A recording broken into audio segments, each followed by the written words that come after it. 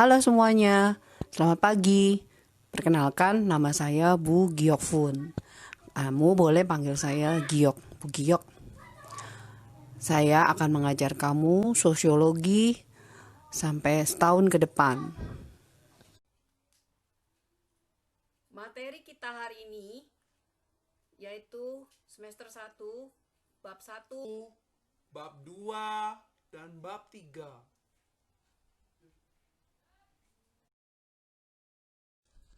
Tujuan pembelajaran dapat kamu lihat di halaman 2. Hakikat manusia sebagai makhluk individu dan makhluk sosial. Manusia sebagai makhluk individu Yaitu manusia memiliki kepribadian yang unik.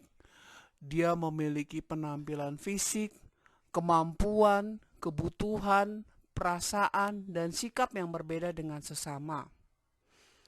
Kata individualisme itu adalah faham yang membentuk perseorangan di samping kepentingan masyarakat dan negara. Sedangkan makhluk sosial, menurut Aristoteles, dia tidak akan memperoleh keutamaan atau menjadi baik jika tidak mempunyai teman dan terasing dari masyarakatnya. Dalam kebersamaan itulah manusia saling menjalin interaksi sosial. Dalam kehidupan sosialnya, manusia hidup bermasyarakat dan sering kita lihat menunjukkan sikap positif. Bentuk sikap positif antara lain adalah tenggang rasa, kerjasama, solidaritas. Baru di situ kita merasa sangat berharga sebagai seorang manusia. Sosiologi adalah ilmu pengetahuan sosial terbaru di antara ilmu pengetahuan sosial lainnya. Pengertian sosiologi, Ada pendapat ahli yang mengatakan, yaitu Auguste Comte, yang hidup pada tahun 1798 sampai 1857. Comte ini mengatakan bahwa sosiologi adalah ilmu tentang gejala sosial yang tunduk pada hukum alam dan tidak berubah. Beda lagi dengan Sorokin. Sorokin mengatakan bahwa sosiologi mempelajari hubungan dan pengaruh timbal balik antar aneka masyarakat dalam gejala sosial. Untuk pendapat ahli lainnya, bisa kamu lihat di buku kamu halaman 6-7 dan kamu coba baca, pahami pengertian dari masing-masing pendapat ahli tersebut.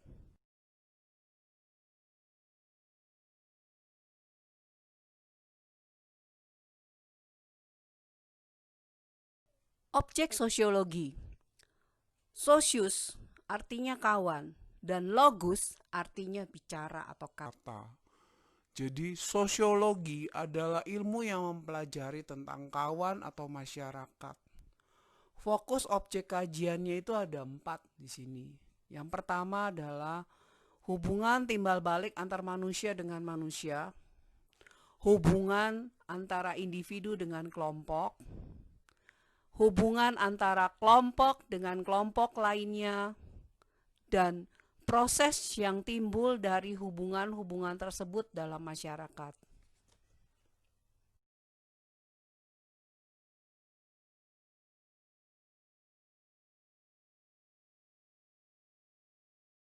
Sosiologi sebagai ilmu pengetahuan dengan memiliki ciri-ciri sebagai berikut.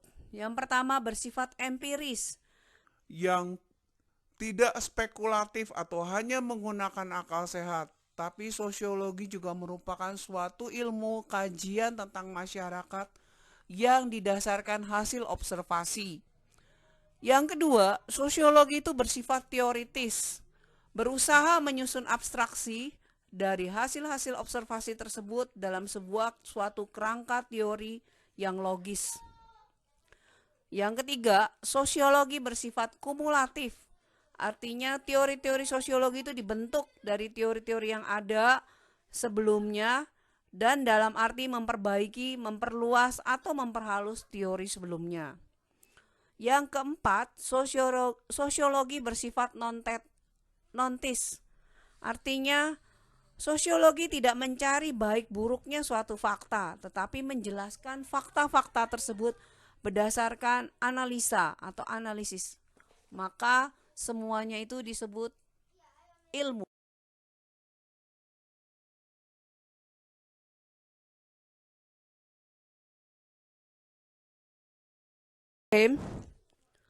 Bahasan sosiologi adalah fakta sosial.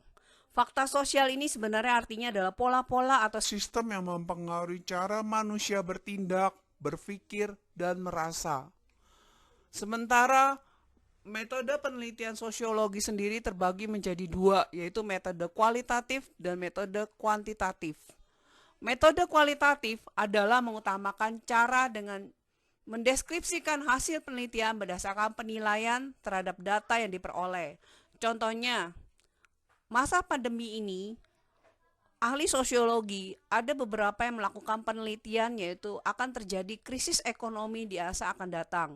Sementara metode kuantitatif itu bisa kita lihat dengan angka-angka atau gejala yang diukur dengan skala indeks tabel atau uji statistik. Dengan menggunakan metode survei, angket yang disebarkan. Contohnya, berapa banyak yang ingin kamu ketahui siswa SMA Santo Stanislas yang merokok, bisa kamu menyebarkan angket. Dari situ kamu bisa menghitung, mengukur, dan memberikan hasil dari penelitian kamu. Kamu bertanya-tanya, apa sih peranan fungsi sosiologi? Sosiologi punya peranan sebagai ilmu Riset. Seperti para ilmuwan lainnya, para ahli sosiologi fokus pada pengumpulan dan penggunaan data. Oleh karena itu, para sosiolog itu melakukan riset ilmiah. Sebagai peneliti sosial, sosiolog atau lulusan dari jurusan sosiologi ini akan Menjadi seorang peneliti sosial dan bekerjanya adalah merencanakan serta mengolah proyek penelitian sosial. Jadi peluang ini terbuka lebar untuk Anda yang ingin menjadi seorang sosiolog. Sosiologi juga bisa dijadikan sebagai konsultan kebijakan. Prediksi sosiolog itu dapat membantu memperkirakan Pengaruh kebijakan sosial yang mungkin terjadi. Setiap kebijakan adalah suatu prediksi, artinya kebijakan diambil dengan harapan menghasilkan pengaruh atau dampak yang diinginkan. Contohnya, pada masa pandemi ini, orang-orang keluar dari rumah dengan tidak menggunakan masker. Makanya, pemerintah mengeluarkan sebuah kebijakan akan dilakukan denda apabila tidak menggunakan masker.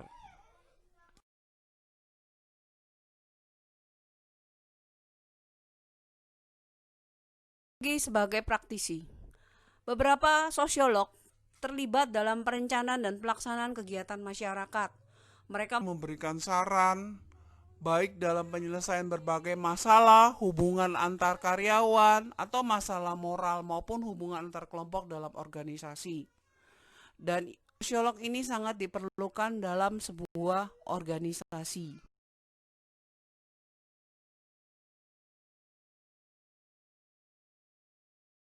Selain sebagai seorang praktisi, peneliti, sosiolog juga bisa menjadi seorang guru atau pendidik. Mengajar itu merupakan salah satu kegiatan yang dapat digeluti oleh seorang sosiolog. Sebagai seorang pendidik, sosiolog berperan dalam pengajaran dan mengembangkan sosiologi sebagai ilmu.